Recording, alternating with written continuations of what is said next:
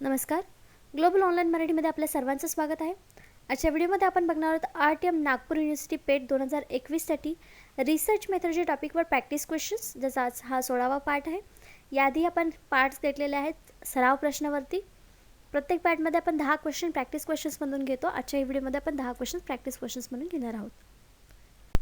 तसेच जे students RTM Nagpur university पेट 2021साठी register झालेले आहेत, ज्यांनी ॲप्लिकेशन केलेलं आहे, या एक्झामसाठी एक्झामची डेट लवकरच येऊ शकते, पण आपल्याला अभ्यास आपला थांबवायचा नाही आहे. त्यासाठी ही टेस्ट सिरीज आहे, ज्या टेस्ट सिरीजमध्ये तुम्हाला 5 टेस्ट जनरल ॲप्टिट्यूड मिळणार आहेत आणि फुल सिलेबस टेस्ट रिसर्च मेथडचे 10 टेस्ट मिळणार आहे, ज्याच्यामध्ये तुमचा सेक्शन ए जो आहे तो पूर्ण कवर होणार आहे. शिवाय तुम्हाला नोट्स मिळणार आहेत सेक्शन एच्या स्टडीसाठी मराठी आणि इंग्लिश दोन्ही लँग्वेजमध्ये, ज्या तुम्हाला खूप उपयुक्त ठरणार आहेत ही एक्झाम क्लिअर करण्यासाठी. म्हणून लवकरात लवकर ही टेस्ट सिरीज जॉईन करा.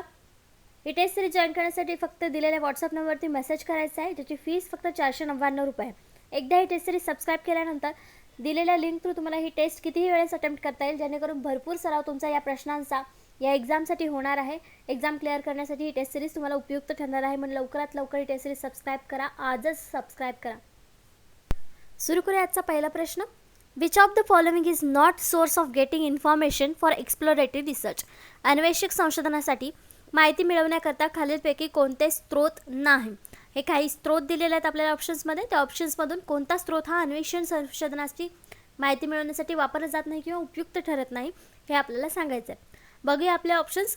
कंटेंट ॲनालिसिस, सामग्री विश्लेषण, सर्वे, केस स्टडी, प्रकरण अभ्यास, पायलट स्टडी, म्हणजे वरून केलेला अभ्यास, त्याला पायलट स्टडी म्हणतात. तर याचं करेक्ट आन्सर आहे कंटेंट ॲनालिसिस, सामग्री विश्लेषण. का तर हे जे प्राथमिक स्रोत आहे ते अन्वेषण संशोधन म्हणजे एक्सप्लोरेटरी रिसर्चच्या माहिती मिळवण्यासाठी उपयुक्त ठरतात आणि तेच संसाधने वापरली जातात.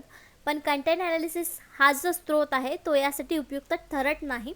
म्हणण्याचं करेक्ट ऑप्शन जे आहे ते ए आहे, कंटेंट ॲनालिसिस. बघूया पुढचा प्रश्न. Which of the following is main quality of good theory?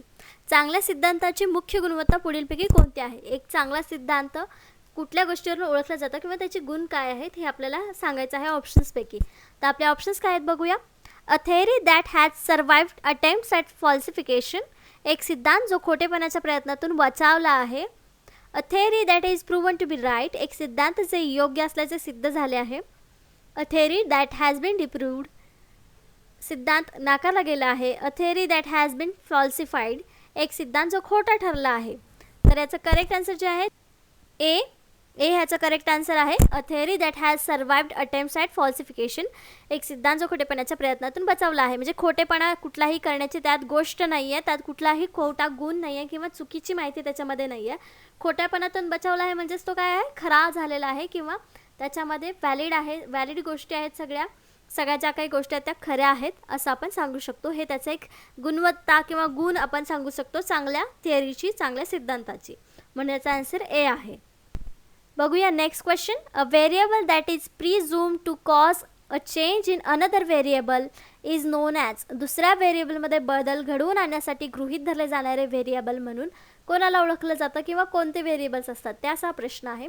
आपले ऑप्शन्स आहेत discontinuous variables, dependent variables, independent variables, intervening variables. त्याचं करेक्ट आन्सर आहे C, independence variables.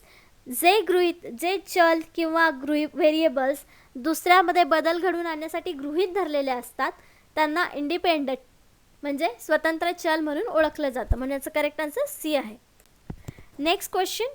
Income distribution of employees in a specific organization is an example of which of the following type of variable?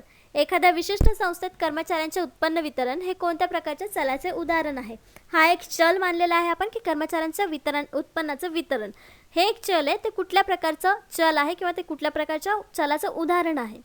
तर आपले options आहेत discontinuous variable, खंडित चल, continuous variable, अखंडित चल, dependent variable, अवलंबित चल आणि इंडिपेंडंट व्हेरिएबल म्हणजे स्वतंत्र चल. तर करेक्ट आन्सर आहे बी, कंटिन्युअस व्हेरिएबल्स म्हणजे अखंडित चल, ज्याच्यामध्ये कुठलाही खंड नाही आहे असं हे कंटिन्युअस व्हेरिएबल्स आहेत. म्हणून याचं करेक्ट आन्सर जे आहे ते बी आहे, हे आपल्याला लक्षात ठेवायचं आहे. Next question.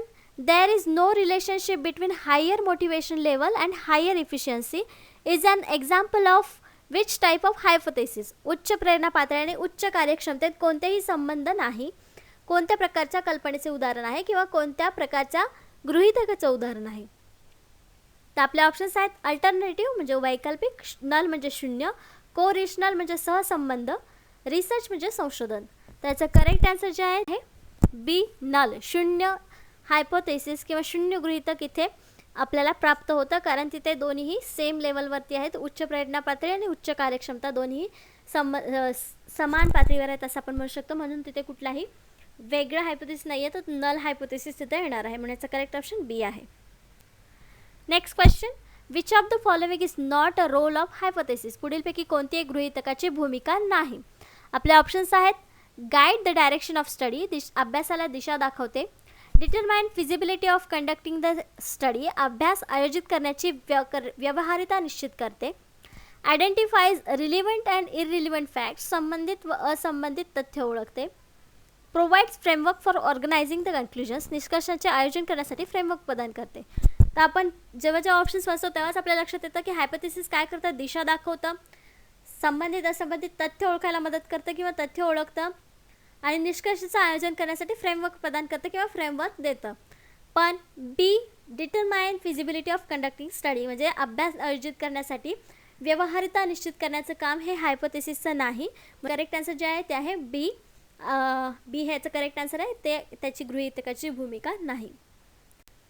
Next question, hypothesis test may also be called as, गृहीतक चाचणीला असे देखील म्हणतात, हे आपल्याला लक्षात ठेवायचं आहे. आपले ऑप्शन्स आहेत इन्फॉर्मल टेस्ट, अनौपचारिक चाचणी, सिग्निफिकंट टेस्ट, महत्त्व चाचणी, मॉडरेटिंग टेस्ट, चाचणी नियंत्रित करणे, टी टेस्ट.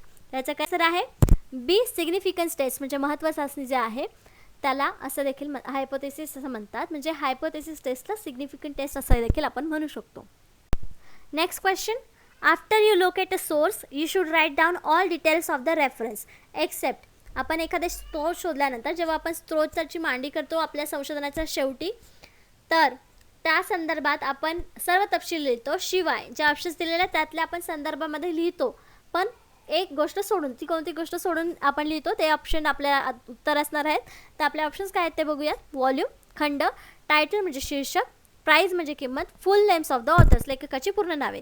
त्याचा आन्सर आहे सी प्राईज. बरोबर आहे. आपण बघितलेलं आहे, आपण जेव्हा थेअरी शिकत होतो तेव्हाच बघितलेलं आहे की संदर्भ सूचीमध्ये आपल्याला लिहिताना लेखकाचं नाव, टायटल, त्याचं पेज नंबर, व्हॉल्यूम सगळं लिहावं लागतं, किंवा त्याची आवृत्ती किती आहे हे सुद्धा लिहावं लागतं, पण प्राईज आपण कुठेही मेन्शन करत नाही. म्हणून याचं करेक्ट आन्सर जे आहे ते सी आलेलं आहे.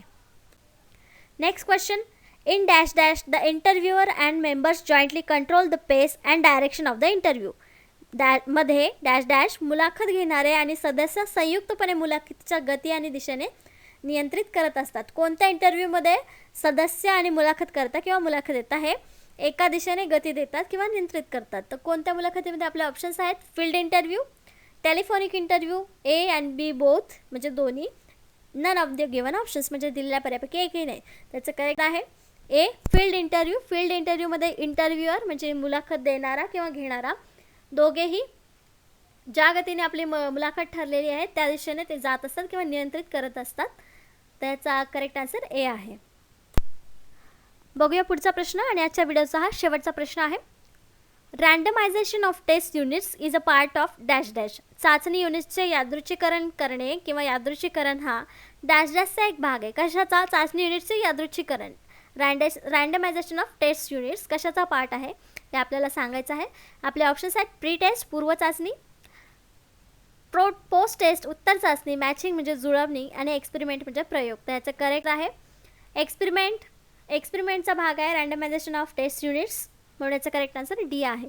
आजचे प्रॅक्टिस क्वेश्चन्स येथे संपलेले आहेत. धन्यवाद.